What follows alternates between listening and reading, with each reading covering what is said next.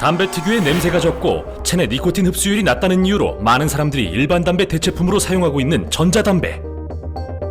사용 인구가 늘어난 만큼 다양한 형태의 전자담배가 시중에 판매되고 있지만 전자담배에 대한 법적 규정은 미비하기만 하다. 이에 정부는 2016년 7월부터 10여 건이 넘는 개정안을 발의했지만 주무부처 지적 문제로 몇 년째 국회 문턱을 넘지 못하고 있다. 현재 시행 중인 담배사업법에는 담배 잎을 가공하여 니코틴 추출한 것을 담배로 정의하고 있지만 담배의 줄기나 뿌리로 가공하여 니코틴을 추출하는 전자담배 액상은 법적으로 담배가 아닌 담배와 유사한 공산품으로 분류 판매되어 법적 제재를 받지 않는 상황이다. 일부 전자담배는 성분 표기 의무조차 없어 국민의 건강을 위협하고 있다. 실제로 액상형 전자담배 사용으로 심각한 폐손상 증상을 보이기도 했다. 또한 청소년들도 인터넷을 통한 중고거래나 해외 직구로 손쉽게 전자담배를 구매할 수 있어 흡연율 증가와 건강 위협에 노출되어 있다. 그러나 담배가 아닌 공산품으로 분류된 전자담배는 정부의 판매 중단 권고에도 법적 효력이 없어 여전히 유통되고 있다. 사람을 위협하는 액상형 전자담배, 담배사업법 개정으로 법적 규제가 가능할까? 네, 오늘 로포커스는 전자담배에 대한 이야기입니다. 자, 최근 액상형 전자담배의 유해성과 또 판매 중단을 두고 정부와 업계 또 액상형 전자담배를 사용하는 소비자들까지 의견들이 많이 충돌을 하고 있는데요. 자, 이 얘기를 좀 저희가 나눠보도록 하겠습니다. 그 전에 황 변호사님께 질문을 좀 드릴게요. 담배에 대한 법적 정의가 또 있다면서요. 네, 한번 알아볼까요? 먼저 한번 네. 짚어봐야죠. 아까 영상에서도 보셨지만 담배사업법에 따르면 담배는 연초의 잎을 원료로 한 제품을 말합니다.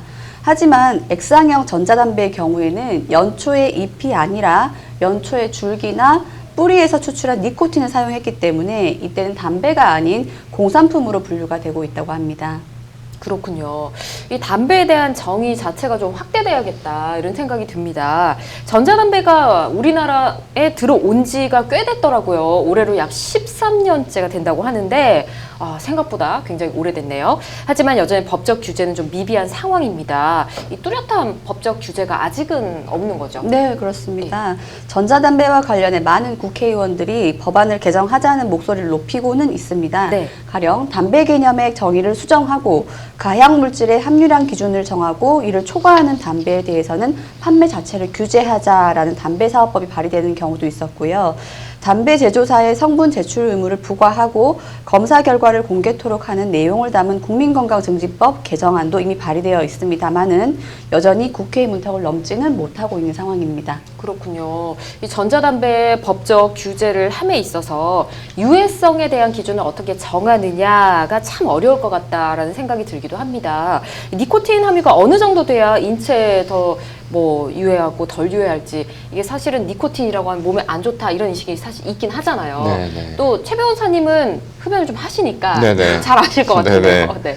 네, 맞습니다. 네. 그 법 체계가 정비되더라도 유해성 논란은 여전히 남을 수 있는데요. 네. 유해하지 않은 담배가 없다는 점에서 어느 정도까지 인체에 유해할 경우 판매나 제조를 금지할지 기준을 정하기가 굉장히 어렵습니다. 네.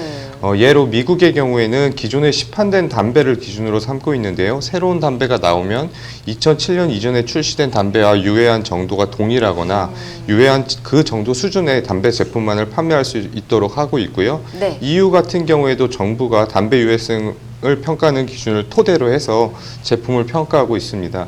그러나 우리나라의 경우에는 어느 정도 판매해도 되는 어느 정도 유해해야지 판매해도 되는 담배인지에 대한 기준이 없는데요. 네. 특히 액상형 전자담배를 피울 수 있도록 하는 전자기기 장치도 규제의 사각지대에 놓여 있는 상황입니다.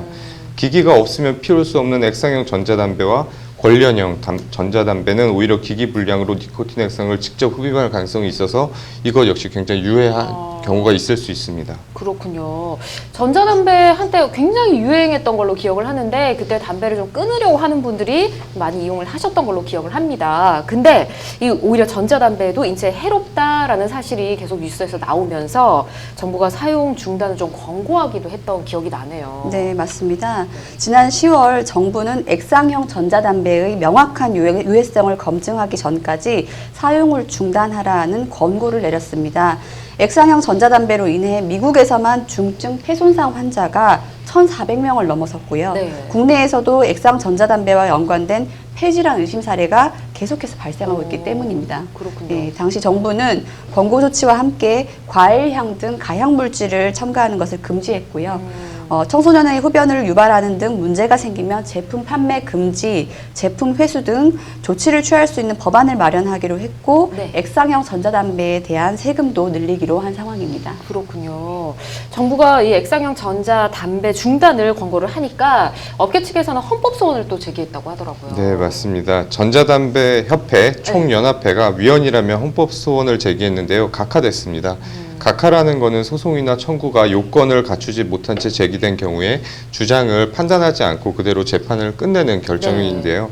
당시 총연합회는 전자담배 사용 중단 광역 권고 조치에 대해서 국내 유통 전자담배에서 미국 내 문제가 된 성분이 검출되지 않았는데도 불구하고 법적인 그리고 또 과학적인 근거가 전혀 없이 사용 중단 강력 권고 조치를 유지한 것이 네. 이제 전자 직업 수행의 자유와 평등권을 침해한다면서 헌법 소원을 제기했었던 것인데요.